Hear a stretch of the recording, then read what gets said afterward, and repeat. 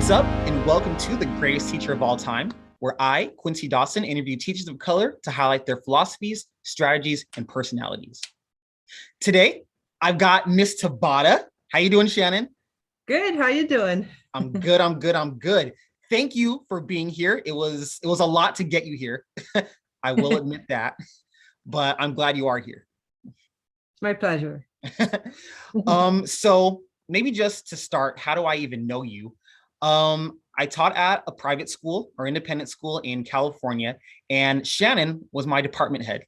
Mhm. And how long have you been the department head for over there? I would say about 13 years. 13 years. Wow. So Yeah. you must like it. Okay. There are good days and there are bad days, just like teaching, Yeah. right? I mean, I Yeah. get that. I get that. But before that, you were a science teacher, right? How long did you teach science without being a chair? I know you do both at the same time, but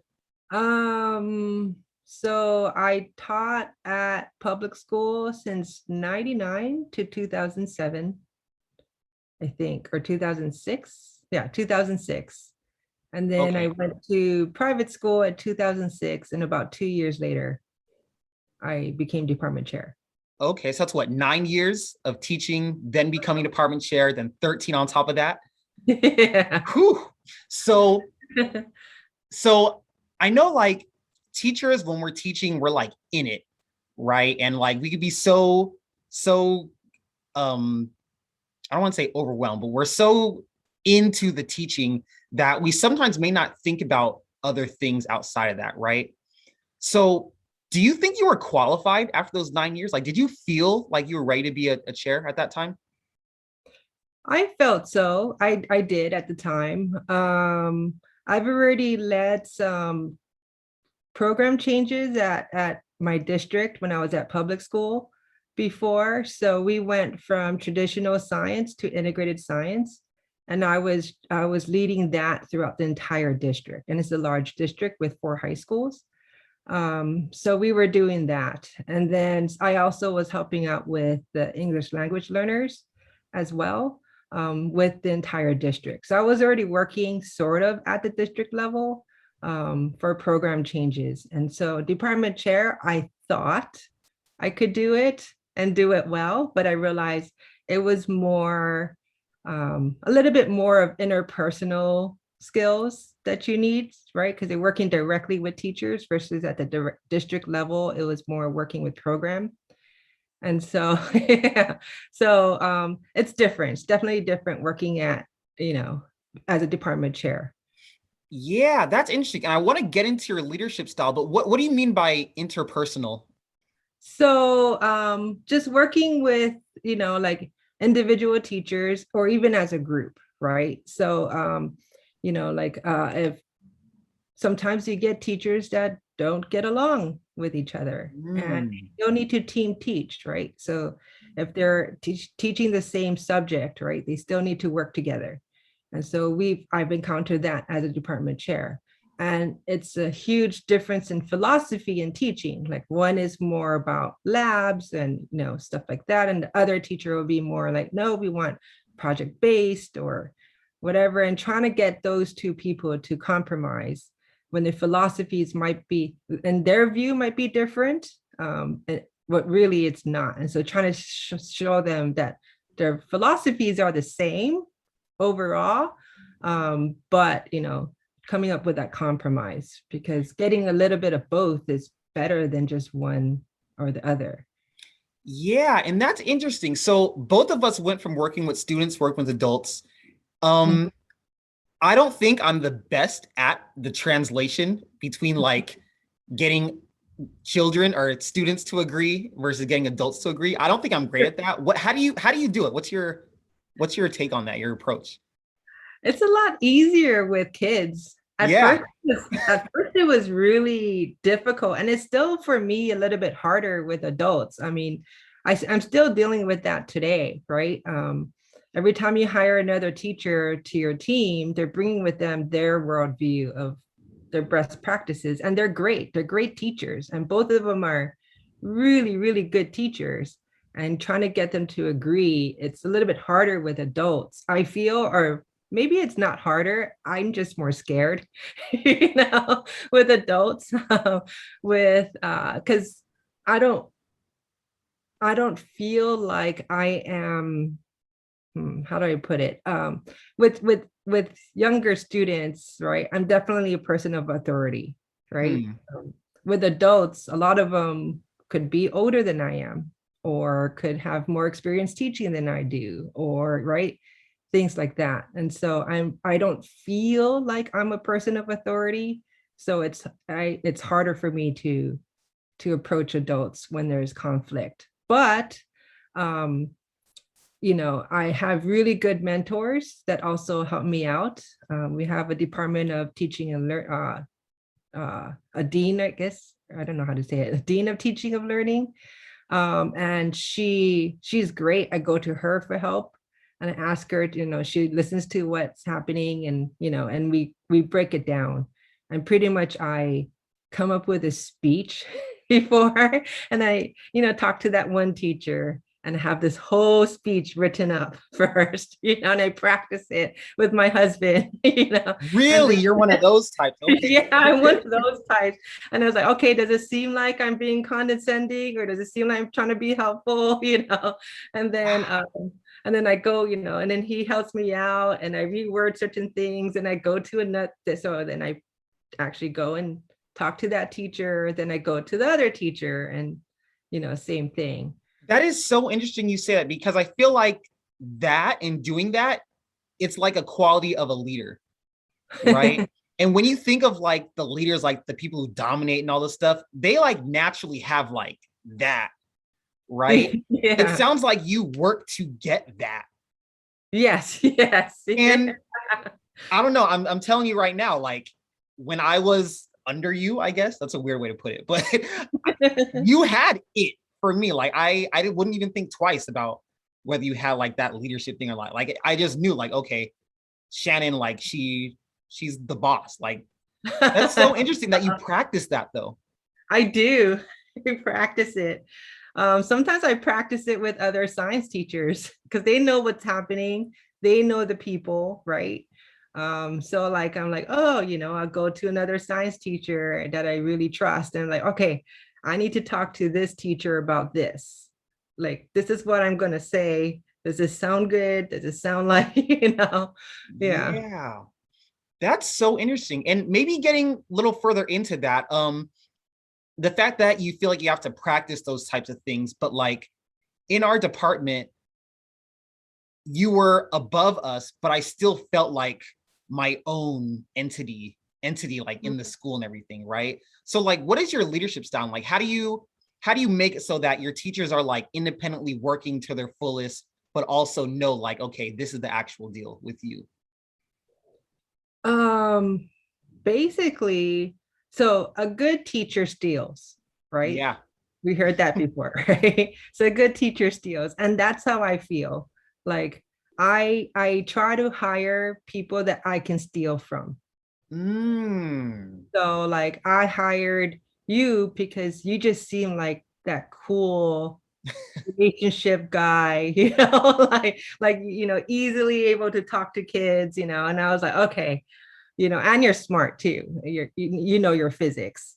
And so I was like, oh, I totally want to like learn from you about how to build relationships and how to, all of that stuff. So when we hire, I really try to look for someone that I can learn from.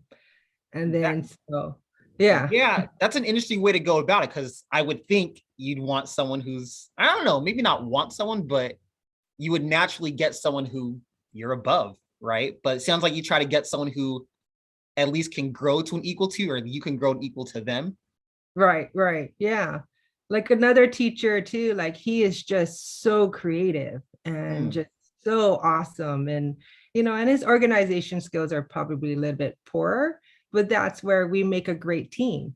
He's the creative guy and I can help organize his thoughts and organize maybe like how, by best pedagogy, right? How to put that creativity into a learning practice. And then yeah, so we just work off of each other. We're a team, right? And I feel like my responsibility is more of making sure that the team is working well together. Okay, okay. Yeah. Little side story. I remember when I was over there, we shared a classroom, right? And to bring myself in everything, I was very messy, right?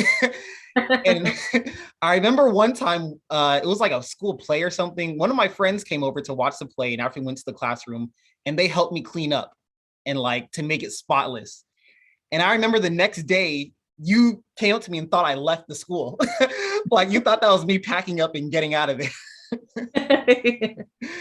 Yeah, good times, good times. I was like, no, no, no, you can't leave. I need to learn more from you. Yeah, right, right. Not at that time, at least. Maybe moving a little past this, right? So, I want to talk about your experience in school because you grew up in public schools in Hawaii, actually, correct? Mm-hmm. Yeah, and tell me how that experience was like, your public school life. So I grew up in, I guess you would say rural Hawaii. Not that rural, but most people think about farms and stuff. But yeah, and public school was not safe. It was just not a safe place to be. It wasn't even safe to walk to school or walk home from school. And so it was really tough learning. And I never wanted to be a teacher. And this happened. It's a calling, great calling, love it, still in it since 1999, you know. And yeah, and I had teachers that I didn't like, right? As we all did. And I had teachers that I loved. And I think I'm learning from that experience too, like the teachers that I didn't like, that I didn't have relationships with, that no one really did, those were the teachers we made trouble to the most, right? Yeah. So those are the ones we gave them the hardest time because we did not like Mr. or Mrs. So and so, right? And then the teachers that we liked, you know, and it doesn't have to be like that cool hip teacher, right? It's just that teacher that showed that they really cared. And, you know, I had this one teacher, one geometry teacher that was like, you know, every time I didn't do homework, he made me stay after school, right? And he's like, because I know you can do it. I'm going to get you to graduate, you know, all of that stuff, right? And at the time, at first, I didn't like him, right? But then he always showed that he cared, right? So even when we're after school, we talked, you know, we didn't always talk about geometry, but you know, we had he showed that he cared. And he was that teacher that everyone's all like, oh, you got to have math with him, you know. He might seem like he's really strict and you know, but he's really, you know, he's really good. And I totally agree. I recommended him to my younger siblings, and everyone, you know, he is strict, but everyone just loved having him as a teacher. Yeah. And it, yeah, because at first you're like, oh no, he's keeping me after school, but over time you realize why he's doing it, and Yeah. you have respect for him. Are you one of those teachers who like the students know the why or they don't know the why? I don't know. They do. So every time I go and, you know, like if I have to, you know, discipline a student or, you know, or tell them or anything, right? Or tell their parents about what happened in class or what they're not doing their own homework or whatever, right? Any of those myriad of experiences that, you know, make them a not so good student. Um, you know, I'm pretty hard on them, but they know why. I always Hmm. explain the why, like, you know, and on top of that, when they do um something great, like you can always spot those kids, I think, the first day of school, right? You know, right? The kids that are like, oh, that's going to be that kid's going to be the trouble kid, right? And Hmm. then so what I try to do too is look for, you know, something that I can say something positive about them, you know, like, oh wow, you know, like, Noah, you are just so funny, you know, like I just love that joke that you said that, you know, today that was related to what we were talking about or whatever, you know, like this is just finding you want more positive reinforcement than negative, right? And eventually they're going to trust you. And when you do give that negative feedback, they're going to be like, oh, okay, you know, they already like you. You already developed a relationship with them, you know. Yeah. Yeah, yeah. Being an instructional coach, that's one of our strategies too, right? Like if you see the student who you know is going to give you problems, make them your best friend. Right? Like that's going to be better for everyone. Just do that. Right, right. Yeah. I want to talk a little more about so your public school that you went to, you said it wasn't safe, but you also taught at different public schools, right? Do you think it was about the same in terms of that or? No, the other school that I went to, I think it was much safer school, or that I taught at was a much safer school than where I went to. Okay, okay. But I don't know why they do this, but my first year of teaching there, they for some reason they always give first year teachers that one class that no Ooh. one wants to teach, right? Yeah. So it's that group of kids that, you know, failed science and they need science to graduate, right? They need 2 years of science to Mm. graduate, or, you know, just that, yeah, like I said, that class that no one ever wants to teach, they gave that to me. So that was an interesting experience, and I learned fast about relationships, right? So luckily I didn't get, I would say luckily or unluckily, I'm not sure, but I didn't get that credential where I know a lot of people got that advice, like don't smile the first month, right? Or don't, you know, make sure you have your rules set and all that stuff. So I Yeah, never I heard don't did. smile till December or Christmas. Yeah. Right. Yeah. So luckily I didn't hear that. I didn't hear any of that. Right. So like, you know, I had that trouble kid, and, you know, I just based on what like my geometry teacher, I liked him so much, you know. Eventually I hated him at first, you know, but so I would keep that kid in, you know, after school, and just, you know, put in that time making sure they did their work, you know, spend quality time with that student, get to know that student, you know, all that stuff. And then eventually, like, I mean, just seeing those kids that went from the attitude of, you know, I know they wouldn't have graduated because first day of school, they're the, you know, yeah, whatever, you know, Too cool. They're too yeah, cool. too cool. Take out a pen or pencil to write notes. They're like, no, you Yep. know, We know them. We know them. right? Yeah, yeah. So, you know, just seeing that kid going from being that type of kid to like now he's like coming into my classroom after school because he wants to now, you know, coming in to ask me for help, not just in science, but like in English class or whatever, just to be, you know, like just come like hanging out with me and learning. And I know that I know that, and he even told me this because now he's an adult, you know, like he wouldn't have graduated if it wasn't for me, right? Mm. Being that teacher that was like, okay, I'm going to set these rules for you. I know you can do it. We're going to make sure you do it. Yeah. Yeah. And maybe jumping ahead to your independent school experience now, right? So I've had students who are just like the ones you're talking about at public schools, but at the school you're at now, you get way less of that, or at least that first step of the, oh, I'm too cool for all this, right? Uh-huh. So how is that transition? And like, yeah, They're, how is that seeing that differently now? they're just easier at hiding it, Mm, right? So they'll pretend. So they're not gonna disrespect you to your face, right? okay. At private school, right? They're not gonna be like, oh yeah, whatever, F you. You know, To your like face. they're not gonna say that to your face. They're just better at hiding it, right? So they'll, you know, they'll pretend to take notes, or they'll pretend to do things in class, or they'll pretend, you know, whatever, right? They're just more, but yeah, they're just hiding it. So, and you got to be able to spot those as well, right? And there are those at public schools too, right? They're that nice kid that just seems super nice Mm. and they just won't do anything, right? And so you got to be able to spot those kids as well. And so working with those kids, I guess in a sense, it's just different. I wouldn't say it's easier. Um, you still got to be there. Still same thing. Stay after school with me. Stay before school with me. We're going to get you to do this work. Um, the difference is most of the time you get more parents that are on your side. Yeah, that's probably the biggest. It's the parent.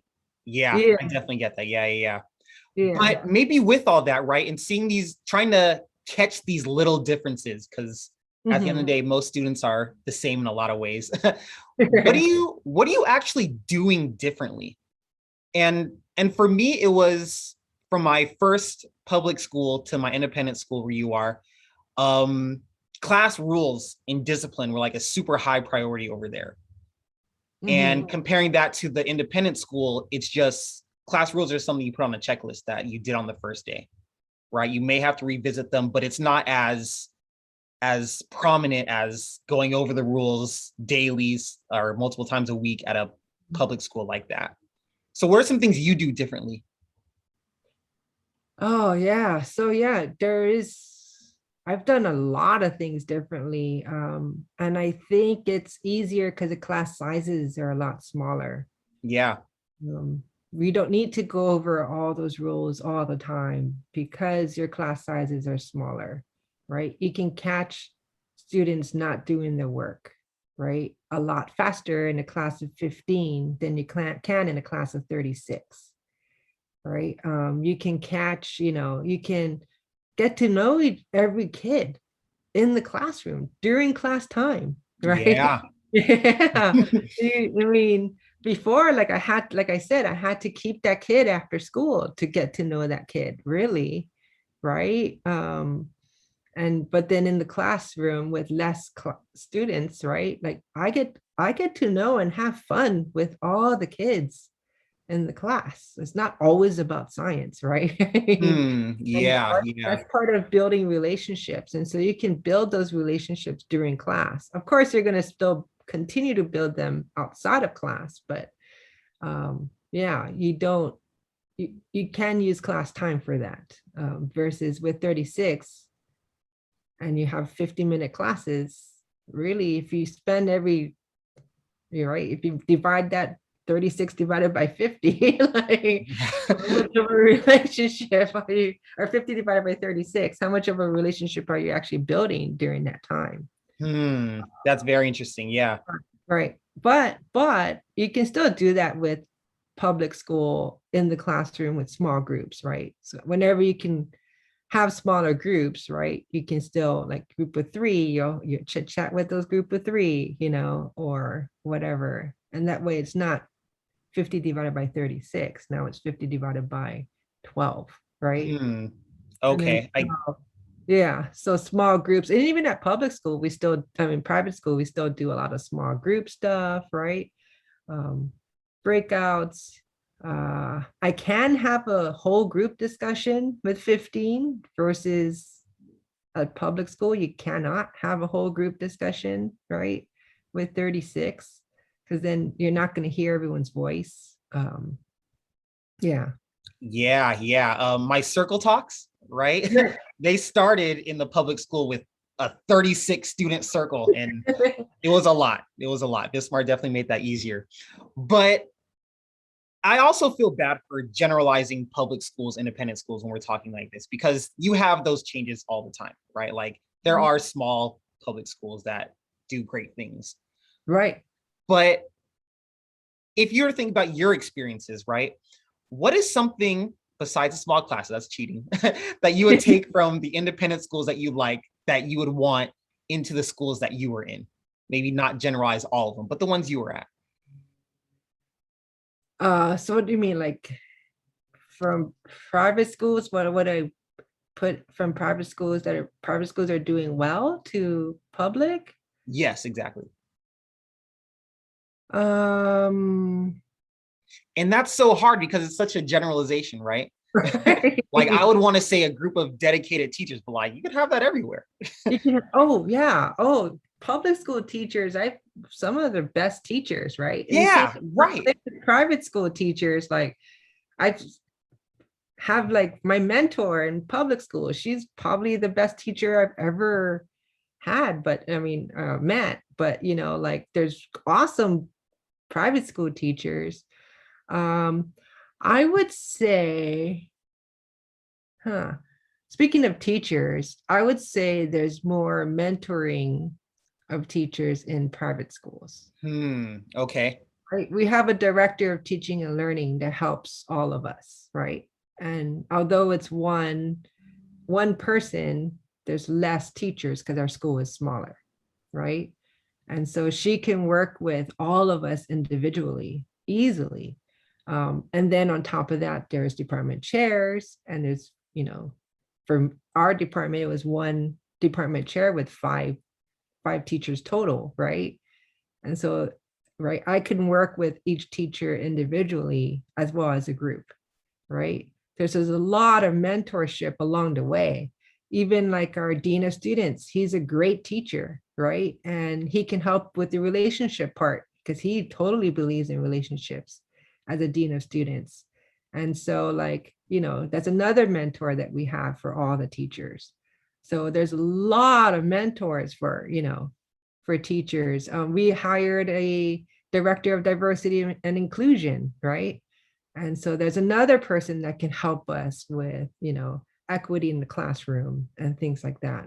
So like so many different, in our school, that's actually, they're also teachers, right? So that's what we do. Like the dean of students is also a teacher, right? Director of teaching and learning is also teaching at least one class, right? Hmm. Things like that. So they still have the experience of teaching in today, like today, which is a lot different than yesterday, right? And and mentor us at the same time. I think there's a lot more mentors for teachers. Like I said, like even when I have a difficult conversation with, or need to have a difficult conversation with someone in my department, I can go to all these different people, right? Oh. And say, what is the best approach for this? How should we do this? Right? Like, yeah, versus I had a mentor in at public school, but I would say one mentor, versus here, I have so many, right? And that's Hmm. their job. Their job is to mentor, us, or part of their job, right, is to mentor us. And so, Yeah. yeah, that's what I would bring to public school, I think, is more mentorship. All right. All right. So everyone, you heard that here first, right? Shanon Tabata wants to bring mentors everywhere. Yeah, because even if you're a teacher of, like, I've taught for 20 years or so, like more than 20 years, right? Like I still come up with situations that are like I've never experienced before, right? And so I'm having that mentor to help me out. And like I said, things change, right? Like we used to never, I would say in 99, never think about diversity and inclusion, right? Hmm. And then now, right, we should have in 99, right? And now, definitely just having that person there, the director of diversity and inclusion that studied it in college and, all of that stuff, to have her there to help me out with, getting, more equity in my classroom, right? Just having that there is just amazing. It makes me a better teacher, So no matter how old, that's the best thing about teaching, right? It's never the same every year, right? And so having all these people as my support group is so important that I always learn, like I said, best teacher steal, right? I've always learned from and get guidance from, and they could be younger than me and not as experienced, but like the diversity director of diversity inclusion, she's way younger than I am, but she knows a lot more about that, than I do. So I learn from her all the time. And like the greatest thing about teaching is you're always learning, always learning. There's no such thing as the best practice for all students, right? So, yeah. Yeah. Shannon, this was great. All these thoughts about comparing the different schools and like the inside of what different ones should have it's great. But I'm actually curious, what is next for Shanon Tabata? What is next? Yeah, what's next? What I are you doing don't after know. this? I don't know. I love teaching so much. I do love being department chair at the same time. I remember before when I was teaching, I loved it so much. I talked to a professor that I also was like, oh my gosh, he knows so much about teaching. He was a professor for my master's in science education. And I learned so much from him. And I could tell in the classroom, he must have been awesome. You know, like, and I was like, why did you leave? Why did you leave the high school setting to become a professor? And he said he could change the way science is taught more with, as a professor and teach teachers and mentor teachers, right? To make science exciting again, to make science like, all the kids would love science and, and know science and things like that. So at the same time with me, right, I still, department chair is great because you still have your foot as in Mm, teaching, which I totally love. And I can influence more kids because I'm in charge of the program at their school, right? And then so it's it's great job. I like it, and I don't want to be an ooh, admin. really? Oh, I think you'd be a great admin. No, no, I love teaching too much. Yeah, I want to do this till I'm like 85. Seriously. that's so funny. Like, Yeah, I yeah, was I was telling some other people I was in a interview for the instructional coach job, right? And they asked me like, what is my 5-year plan? And my 5-year plan after graduating college was, oh, I want to do something with teachers. So like this is the end of my 5-year plan. I don't know what's next. So right. like this is the end of your 5-year plan. Like it's teaching and Yeah, like yeah. impacting students and teachers in this way. And it's so weird because I never wanted to be a teacher. Like I said, Yeah. I fell into it. I really just fell into it. I emergency credential, went into it. What am I going to do? Okay, I'll try teaching. And I thought, okay, I like it this first year. I really did enjoy my first year teaching. Maybe I'll just do this for 5 years. And 5 years later, like, well, hey, let's try and maybe another 5 years.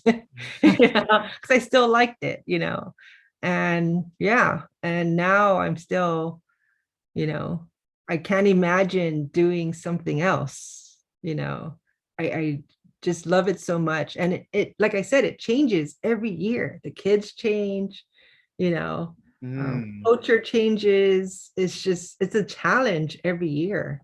So it's the best job ever. Yeah, I get it. I get it. And with that, your love for teaching, your thoughts on public schools, private schools, all of it, what you're doing next in teaching and impacting teachers too, those are all the reasons why I think you're one of the greatest teachers of all time, Shannon. Oh, thank you. Thank you. So are you, by the way. Stop, stop. All right. Thank you to everyone else for listening to The Greatest Teacher of All Time, where I interview teachers of color to highlight their philosophies, strategies, and personalities. See you soon.